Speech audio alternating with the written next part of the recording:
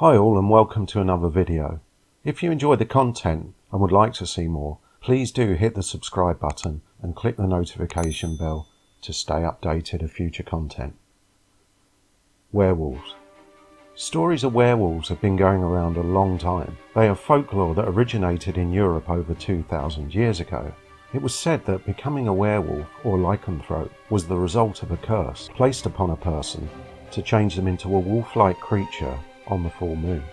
Is there any basis for these stories? Well, it seems all legends have some sort of origin that could be a watered down version of what we understand today. Unexplained creatures are being caught on camera. Creatures that look like wolves, however, are not wolves.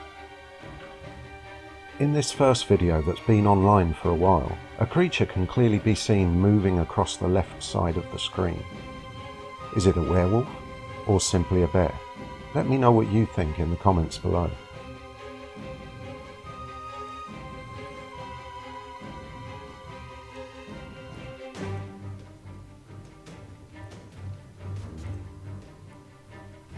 In Montana, this strange wolf-like creature was shot and killed. Its ears were too big and legs were too short to be a dog or a wolf. So the question is, what could it be? And the same question could be asked of this picture, a wolf walking on two legs.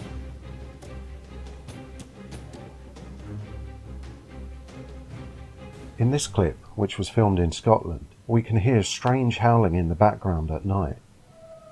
Is this a werewolf or simply a dog?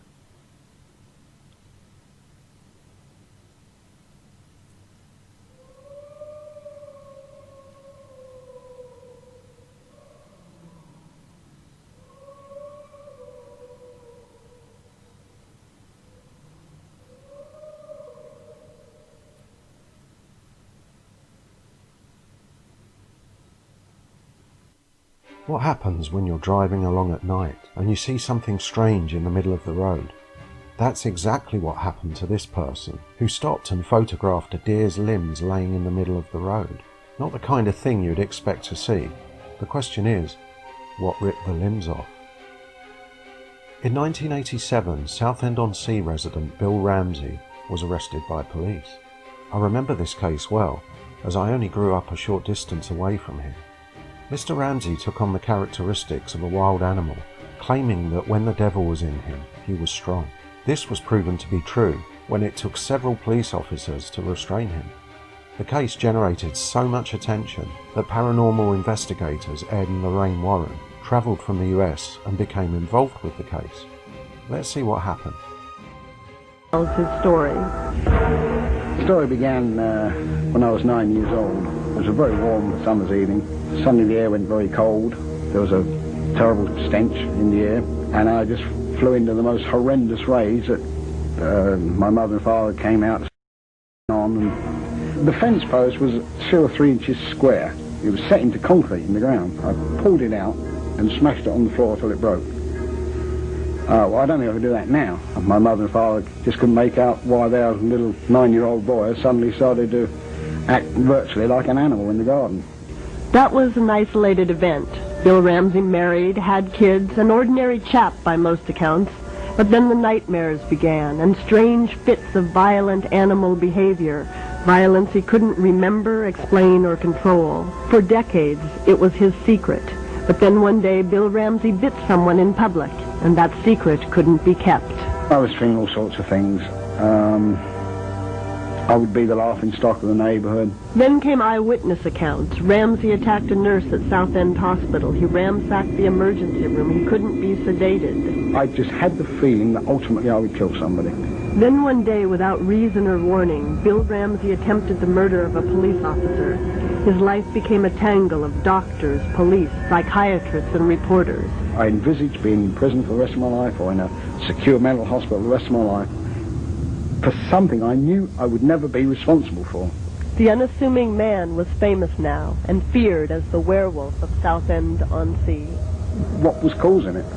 I was literally, felt like just committing suicide. I was driven. I mean, even Ed would say to me at sometimes, "You're acting completely out of character for you."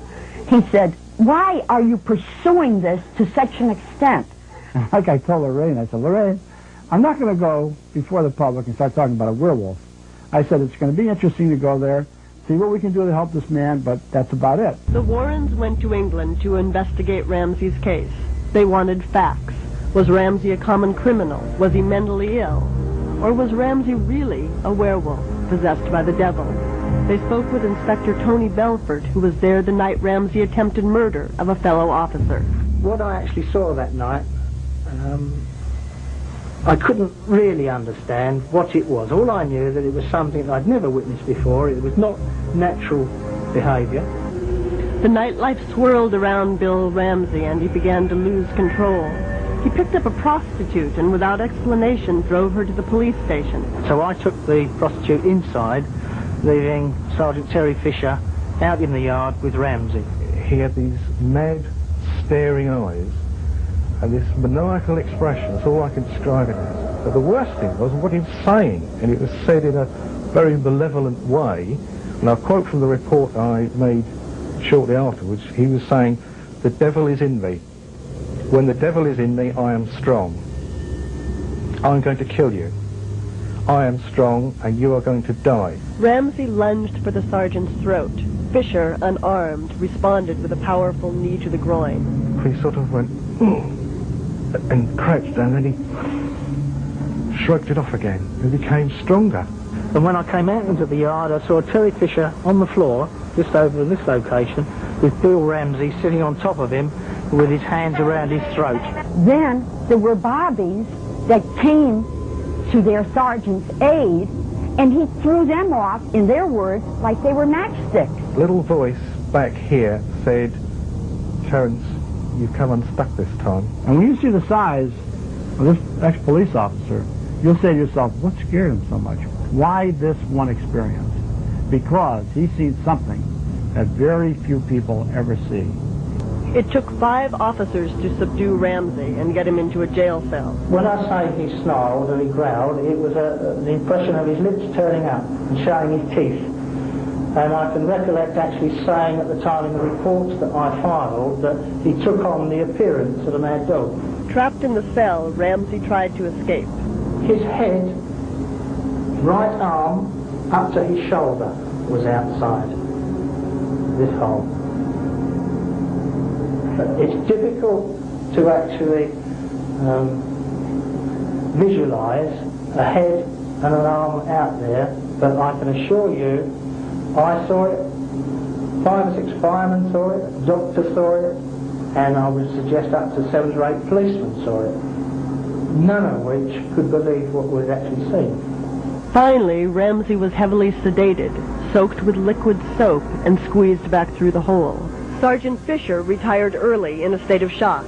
Inspector Belford was left to account for Ramsey's bizarre behavior.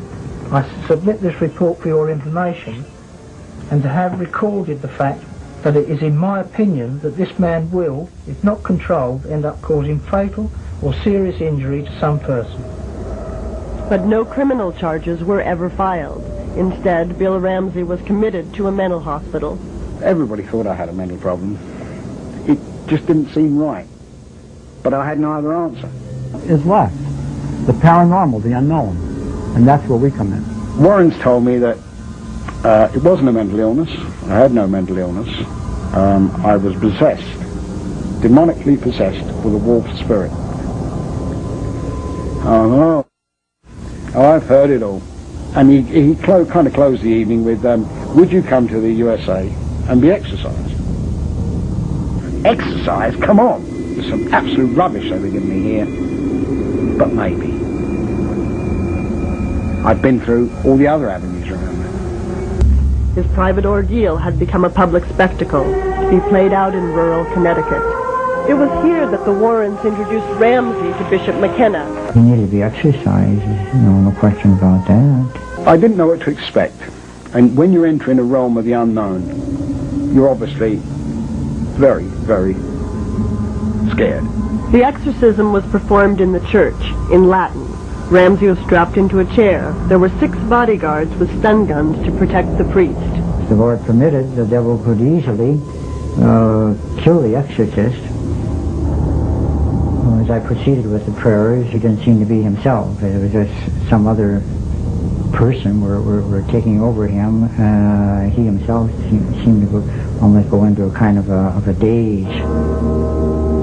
I remember him coming to me, at me with that stole, placing it on my head, and it's as if he'd hit me with a hammer almost, because I just did not know anything after that. It started from behind him, and the muscles in the back of the neck all began to enlarge, and the ears began to point, and he howled. Speak, devil. Be gone, in the name of God. Leave him alone. Go back to hell where you came from. Be gone. Then the hands clawed in such a manner that no human hand could claw like that. He had begun to make the signs of the cross on his forehead and on his breast, and then he would violently react and slap his hand at me, and then he snarled like an animal. The lips rolled up, the teeth protruded, and he tried to fight. How many of you are there? Where did you come from? What keeps you here? Be gone, Satan. Leave him alone.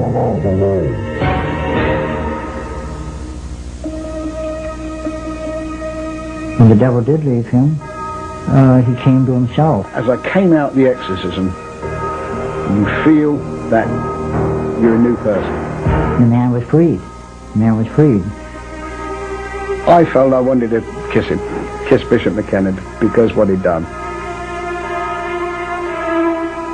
I believe that I was ultimately possessed by the devil, yeah. Bill Ramsey returned to England, home to his seaside village. There was no hint now of evil. He has not had a violent incident for 3 years.